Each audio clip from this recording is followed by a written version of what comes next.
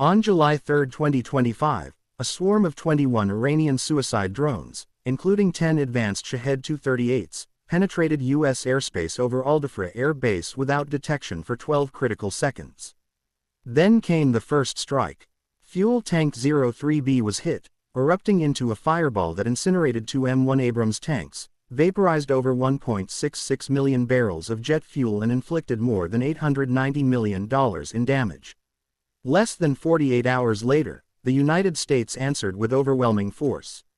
28 Tomahawk cruise missiles launched from the USS Curtis Wilbur and a Virginia-class submarine, followed by 12 FA-180 Super Hornets roaring off the deck of the USS Dwight D. Eisenhower descended upon Iran's Shahed Karimi Air Base, the heart of its drone warfare program. But beneath the smoke and craters lies something far more dangerous. A larger game is unfolding. Hidden alliances are shifting, and the next move, no one dares speak of it yet. Can Iran withstand the weight of this firepower? Join me in this fight. At 4:15 a.m. on July 3, 2025, the sky above Dhafra Air Base in the United Arab Emirates erupted, not with sirens but with fire. A barrage of Iranian UAVs pierced the night sky over the Dhafra Air Base, United Arab Emirates. Their target was not a military outpost, but something far more economically vital. A U.S.-protected strategic oil storage facility containing over 1.66 million barrels of refined JP-8 jet fuel. Within minutes, the American stronghold in the Middle East had been caught off guard by what would later be called the boldest Iranian drone strikes since the Hormuz crisis. Of the 21 drones, 10 were newly upgraded Shahed 238 models equipped with AI-based evasion software and short-term radar stealth coding, allowing them to disappear from American tracking systems for up to 12 seconds, just long enough to slip past the first layer of base defenses.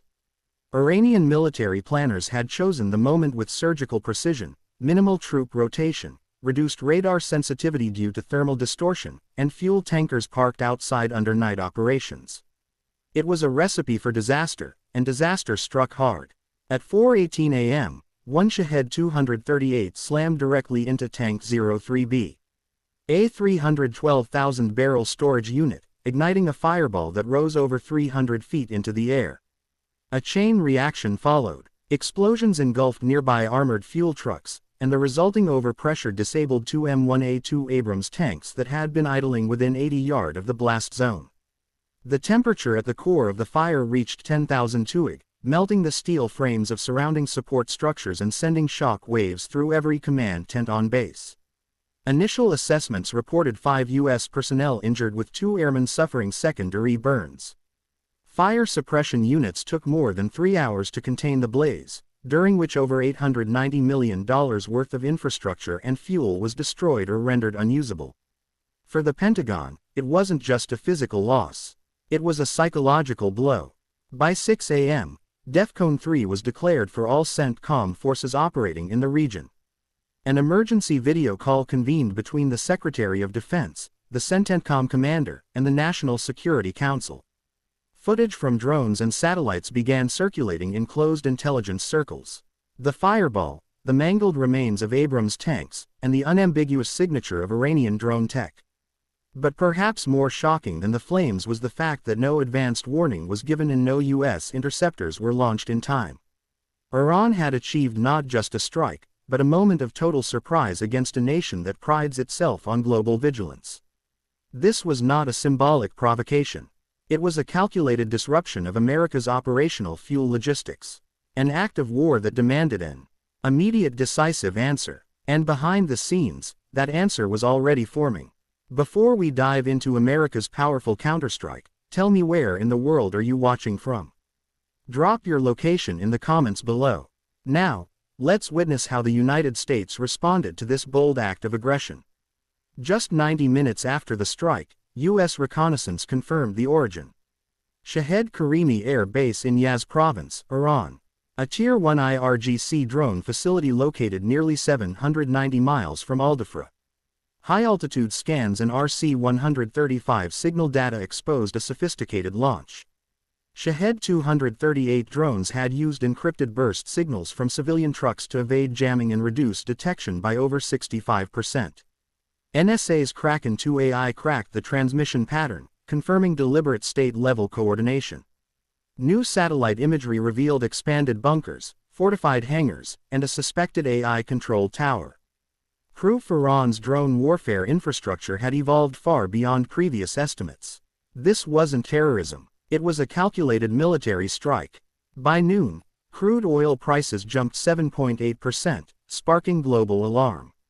NATO issued a rare joint warning while CENTCOM moved key assets into elevated alert. One Pentagon official stated bluntly, "This wasn't a message in words. It was a declaration in fire."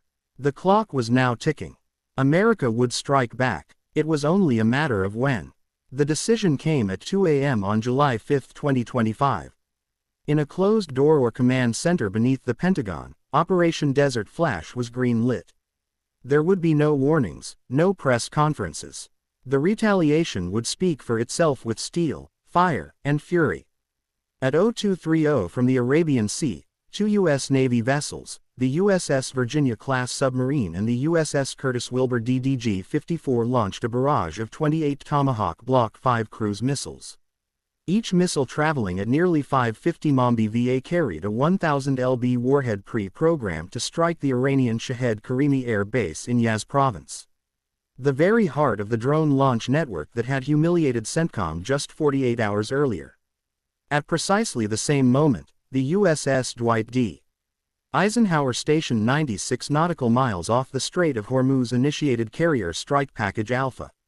From its deck, 12 FA-18E Super Hornets roared into the sky, accompanied by 4 EA-18G Growlers for radar jamming and suppression of enemy air defenses. Within 22 minutes, the strike group reached Iranian airspace under heavy electronic cloaking. The scene above Shahed Karimi was apocalyptic. Tomahawk struck first. The base's main radar array exploded in a shower of flame and debris, followed by precision impacts on 6 fuel bunkers, 3 UAV launch platforms, and a command node believed to house IRGC cyber operations. Secondary explosions rocked the complex as fuel and munitions cooked off, igniting a massive fire visible 23 miles away. Seconds later, the Super Hornets arrived like thunder. They released GBU-32 JDAM bombs with pinpoint accuracy, collapsing 2 fortified UAV hangars and destroying over a dozen Shahed drones before they could be moved. Simultaneously, the Growlers unleashed anti-radiation missiles harm that neutralized Iran's Khordad-15 air defense systems, leaving the base blind and defenseless. The coordination was flawless, the effect devastating. IRGC communications went dark. Iranian emergency broadcast confirmed at least 14 personnel killed, including 2 senior drone engineers. 70% of the base's operational infrastructure was rendered non-functional. U.S. satellites later captured footage of IRGC trucks frantically evacuating damaged UAV parts under thick black smoke. But beyond the destruction, the strike carried a strategic message. The U.S. knows where you launch from and we can silence it at will. For American commanders, it was a partial redemption. For Iran, a staggering loss. Shahed Karimi had taken years to develop, and in under 17 minutes, it had been reduced to scorched concrete and burning scrap. At sea aboard the Eisenhower, a calm voice crackled through the comms channel. Objective neutralized. Returning to carrier. 0 casualties. And with that, America had answered fire with fire. But the echo of that firestorm had only just begun. Before we dive into Iran's retaliation, take a second to reinforce your position. Like, subscribe, and stay locked in. In a battlefield this volatile, you won't want to miss the next move. Barely 12 hours after the Shahed Karimi base was reduced to smoldering ruins, Tehran vowed revenge. At 4 p.m. on July 5, 2025, Iran launched a sudden counterattack, a salvo of 5 FAT 110 medium-range ballistic missiles, each with a range of 185 miles and carrying 1,500 pounds warheads. Their trajectory was unmistakable. The U.S. Shahed Air Base in Qatar, the nerve center of American air operations in the Middle East. The attack unfolded at terrifying speed. In just 6 minutes, the missiles crossed the Gulf, forcing Al-Udeid's defenses into overdrive. The first line of defense, Patriot PAC-3 batteries, locked onto the incoming warheads, while the base's cram phalanx systems whirred into life, unleashing 4,500 rounds per minute of tungsten shells. Within seconds, 2 Fade missiles were intercepted mid-air, erupting in fireballs above the desert. A third missile was destroyed at 14,000 feet by a SM-6 missile launched from the nearby USS Karimi, which had been on high alert patrol, but 2 Fade 110s slipped through the defensive net. The first struck an empty section of runway, sending a shock wave strong enough to shatter 400 feet of perimeter fencing. The second slammed into a fuel depot, causing a fiery explosion that injured 7 American contractors and temporarily shut down 2 hangars used for F-15 fighter maintenance. Damage control teams fought for hours to contain the blaze, which reached 1,800 to Gib and threatened to ignite a nearby ammunition storage facility. The attack sent a chilling message. Iran would not remain silent. Even as the smoke rose over Al-Udeid, the United States began coordinating with its regional allies. Israel raised its DEFCON to level 2, activating Iron Dome batteries near IAT and moving F-35I jets to forward positions. Saudi Arabia opened its airspace, allowing U.S. aircraft unrestricted movement for retaliatory operations. In the Gulf of Oman, 2 British Type 45 destroyers shifted from escort duty to full combat readiness, deploying Sea Viper missiles to bolster air defense grids. The risk of escalation was now palpable. Military analysts feared that a miscalculation could ignite the entire region, drawing in multiple state actors. Oil tankers rerouted overnight while global crude prices surged past $110 per barrel, the highest since 2022. In New York, the UN Security Council convened an emergency session. Russia and China condemned the U.S. strike on Shahed Karimi, accusing Washington of destabilizing the Gulf. Meanwhile, American diplomats maintained that the counter-strike was purely defensive, a necessary step to neutralize an imminent threat. Inside CENTCOM's war room, however, the tone was far from diplomatic. Intelligence reports indicated that Iranian missile brigades in Bukhar and Bandar Abbas were mobilizing, potentially preparing another wave of ballistic strikes. As the sun set over the Gulf, one senior U.S. commander was heard saying, "If they fire again, we'll take the fight to their doorstep." As smoke still lingered over Al-Udeid and global oil markets convulsed, Washington issued a stark post-strike report. Shahed Karimi Air Base had lost 100% of its launch capacity. Infrared satellite imagery confirmed no drone movement, no radar emissions, and no thermal signatures from generators. The site that once symbolized Iran's drone dominance had become a cratered wasteland. In Tehran, the IRGC quietly began relocating all remaining UAV production assets to a newly fortified underground facility near Trier, causing a logistical delay estimated at 4 to 6 weeks. Intelligence intercepted by the NSA suggested panic. Engineers working in shifts, supply routes diverted, and even rumors of internal disciplinary action against commanders who failed to anticipate the American strike. But the U.S. wasn't content with a one-time blow. As part of Operation Fortified Gulf, CENTCOM initiated the largest regional military reconfiguration since 2003. A second aircraft carrier, USS Theodore Roosevelt, entered the Gulf of Oman, flanked by a carrier strike group of 8 ships, including 2 Aegis destroyers and 3 logistics support vessels. At the same time, TOD batteries were deployed to the UAE and Bahrain, bolstering high-altitude missile defense. A surge of B-1B Lancers from Diego Garcia provided airborne standby deterrence rotating in 6-hour shifts. The cost was immense, but necessary.